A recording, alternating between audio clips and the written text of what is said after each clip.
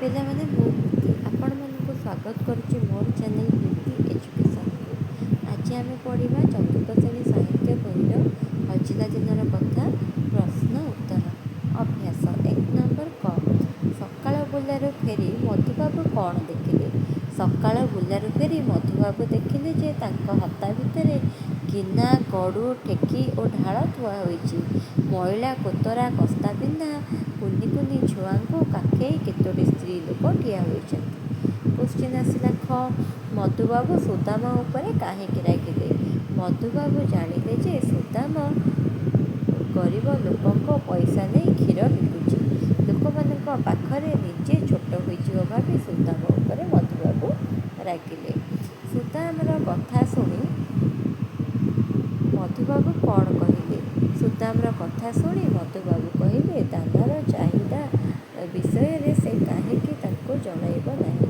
ଗରିବ ଲୋକଙ୍କୁ ସେ ଆଦୌ କ୍ଷୀର ବିକିବେ ନାହିଁ, ବରଂ ଦରକାର ହେଲେ ସବୁ ଗାଈ ବିକିଦେବେ। ଆସିଲା ଘ। ଗରିବ ଲୋକମାନଙ୍କୁ କ୍ଷୀର ଦେବା ବିଷୟରେ ମଧୁବାବୁ ସୁଦାମଙ୍କୁ କି ପରାମର୍ଶ ଦେଲେ? ଗରିବ ଲୋକମାନଙ୍କୁ ମଫତରେ କ୍ଷୀର ଦେବା ପାଇଁ ମଧୁବାବୁ ସୁଦାମଙ୍କୁ ପରାମର୍ଶ ଦେଲେ, ଘର ଖର୍ଚ୍ଚରୁ କାଟି ଗରିବ ଛୁଆମାନଙ୍କୁ ଗାଈ ଦୁହାଳ ଥିବା ଯାଏ କ୍ଷୀର ଦିଆଯିବାର ବ୍ୟବସ୍ଥା କରାଯିବାକୁ ମଧୁବାବୁ କହିଲେ। ମ ଆସିଲା ମଧୁବାବୁଙ୍କର ଅଭାବ ଘଟିଲା କାହିଁକି? ନିଜର ଉତ୍କଳ ଟ୍ୟାନେରୀ ଜୋତା କାରଖାନାରେ ଜୋତା ତିଆରି କାମରେ ଟିକିଏ ଖଇଚା ଦେଖିଲେ ମଧୁବାବୁ ବିଡ଼ା ବିଡ଼ା ଚମଡ଼ା ଓ ଜୋତା ପୋଡ଼ି ଦେଉଥିଲେ। ସେଥିପାଇଁ ମଧୁବାବୁଙ୍କର ଟଙ୍କା ପଇସାର ଘୋର ଅଭାବ ରହିଲା। 1 ନମ୍ବର କୋଶ୍ଚିନ୍। ତାପରେ ଆମେ ଆସିବା 2 ନମ୍ବରକୁ। ବହିପତ୍ର ପାଣି ପବନ ପରି ଏହି ବିଷୟରେ ପଢ଼ିଥିବା କେତେ ଯୋଡ଼ି ଶବ୍ଦ ଖୋଜି ବାହାର କରିବା। ଦେଶ ବିଦେଶ, ବୋଲ ହାକ, ଦୁଃଖୀ ଦରିଦ୍ର, ନଡ଼ା ପାଳ, ଗୁହାଳ ଗୋବର, ଦୁଃଖ ଦର୍ଦ୍ଦଶା, ଗିନା ଗଡ଼ୁ, ଖାଇ ପିଇ, ଠେକି ଢାଳ, ଚୋକଡ଼ ପିଡ଼ିଆ। ଆଉ ଇଏ ହେଉଛି ଅନ୍ୟ କିଛି ଶବ୍ଦ, ଯେମିତି ଘରଦ୍ୱାର, ସୁନା, ହୀରା। ଇଏ ବିଷୟରେ ନାହିଁ କିନ୍ତୁ ଯୋଡ଼ା ଶବ୍ଦ। 3 ନମ୍ବର ଦେଇଛି ଚକ୍ରଟିକୁ ଦେଖି କିଏ କେଉଁ ଉପାଧିରେ ଭୂଷିତ ତାହା ତଳେ ଲେଖିବା। ଯେମିତି ଉତ୍କଳ ଗୌରବ ମଧୁସୂଦନ ଦାସ, ଯଦୁମଣି ମହାପାତ୍ର ଉତ୍କଳ ଘଣ୍ଟ, ଉତ୍କଳ ଭାରତୀ କୁନ୍ତଳା କୁମାରୀ ସାବତ, ଉତ୍କଳ ମଣି ଗୋପବନ୍ଧୁ ଦାସ, ଉତ୍କଳ କେଶରୀ ହରିକୃଷ୍ଣ ମହତାବ, ଉତ୍କଳ ଭୀମ ପଦ୍ମଚରଣ ରାୟ। 4 ନମ୍ବର ଆସିଲା କେଉଁ ଶବ୍ଦର ଅର୍ଥ କ'ଣ ତାହା ପତ୍ରରୁ ଖୋଜି ବାହାର କରି ଲେଖିବା। ଆଚ୍ଛା, ତଲାସ କରିବା ଅର୍ଥ ହେଉଛି ଅନୁସନ୍ଧାନ କରିବା। ହେପାଜତ ଅର୍ଥ ହେଉଛି ଯତ୍ନ ନେବା। ନିସ୍ତେଜ ଅର୍ଥ ହେଉଛି ମଳିନ, ଆଉ କିଲ୍ଲା ହେଉଛି ଗଡ଼। ତାପରେ 5 ନମ୍ବର ଦେଇଛି ପ୍ରଶ୍ନ ତିଆରି କରିବା ପାଇଁ। ତାହେଲେ ଛୁଆଗୁଡ଼ିକ କୁମ୍ବଳା, ପତଳା ଆଉ ଦୁର୍ବଳ ଚେହେରାର ଥିଲେ। ତାହେଲେ କୋଶ୍ଚିନ୍ ଆମେ କରିପାରିବା ଯେ ଛୁଆଗୁଡ଼ିକ କିପରି ଥିଲେ?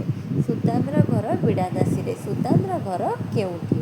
ଜୋତାଗୁଡ଼ିକ ଦେଶ ବିଦେଶକୁ ଚାଲାଣ ହେଉଥିଲା।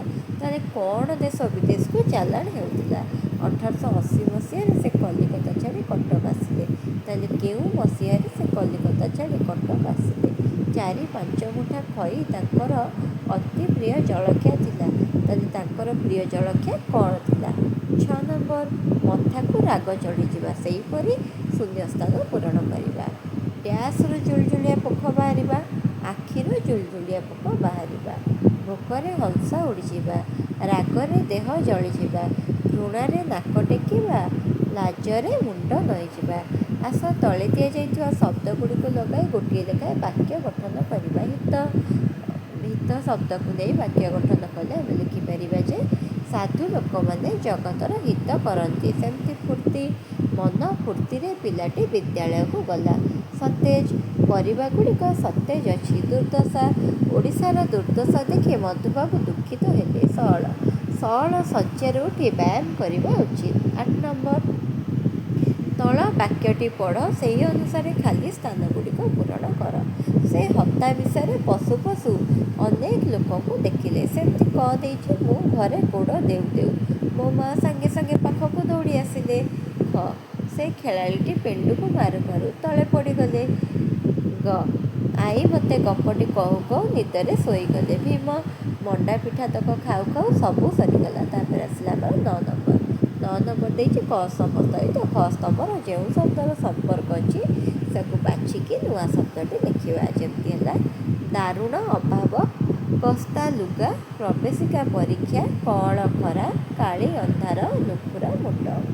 ଆସିଲା ତାପରେ 10 ନମ୍ବର।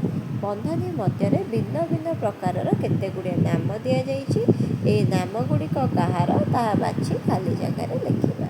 ଗୋଟିଏ ପଶୁର ନାମ ହେଉଛି ଗାଈ, ଜଣେ ବ୍ୟକ୍ତିର ନାମ ହେଉଛି ସୁଦାମ, ସ୍ଥାନର ନାମ କଟକ, ଜୀବିକାର ନାମ ଓକିଲାତି, ଗୁଣର ନାମ ସହିଷ୍ଣୁତା। ତାପରେ ଆସିଲା 11 ନମ୍ବର।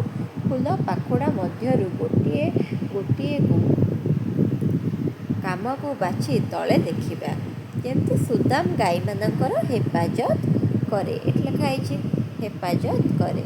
ତାପରେ ସୁଦାମ ସବୁ ଜିନିଷର କ'ଣ କରେ? ସବୁ ଜିନିଷର ତଦାରଖ କରେ। ସୁଦାମ ବାବୁଙ୍କର ବୋଲହାକ କରେ। ମଧୁବାବୁ ପ୍ରବେଶିକା ପରୀକ୍ଷାରେ ପାସ୍ କରିଥିଲେ। ମଧୁବାବୁ ଜଳଖିଆ ଖଇ ଖାଉଥିଲେ। ଉତ୍କଳ ଚାକିରିରେ ଓଡ଼ିଆ କାରିଗରମାନେ ଜୋତା ତିଆରି କରୁଥିଲେ। ତାପରେ ଆସିଲା 12 ନମ୍ବର। ଦେଇଛି ମଧୁବାବୁଙ୍କ ବିଷୟରେ ଯାହା ଜାଣିଲେ 5ଟି ବାକ୍ୟରେ ଲେଖିବା। ଆମେ କ'ଣ ଜାଣିଛେ? ମଧୁବାବୁ 1848 ମସିହା ଏପ୍ରିଲ ମାସ 28 ତାରିଖରେ କଟକର ସତ୍ୟଭାମାପୁର ଗ୍ରାମରେ ଜନ୍ମଗ୍ରହଣ କରିଥିଲେ। ତାଙ୍କର ପୁରା ନାମ ଥିଲା ମଧୁସୂଦନ ଦାସ। ସେ ମଧୁ ବାରିଷ୍ଟର, ମିଷ୍ଟର ଦାସ ମଧୁବାବୁ ଭାବେ ପରିଚିତ ଥିଲେ। ସେ ଓଡ଼ିଆମାନଙ୍କ ଦୁଃଖକୁ ମର୍ମେ ମର୍ମେ ଅନୁଭବ କରିପାରୁଥିଲେ। ସେ ଓକିଲାତି କରିଥିଲେ। ଏଇଠି ଆମର ସରିଯାଇଛି ହଜିଲା ଦିନର କଥା ବିଷୟର ପ୍ରଶ୍ନ ଉତ୍ତର, ଅଭ୍ୟାସ ପ୍ରଶ୍ନ।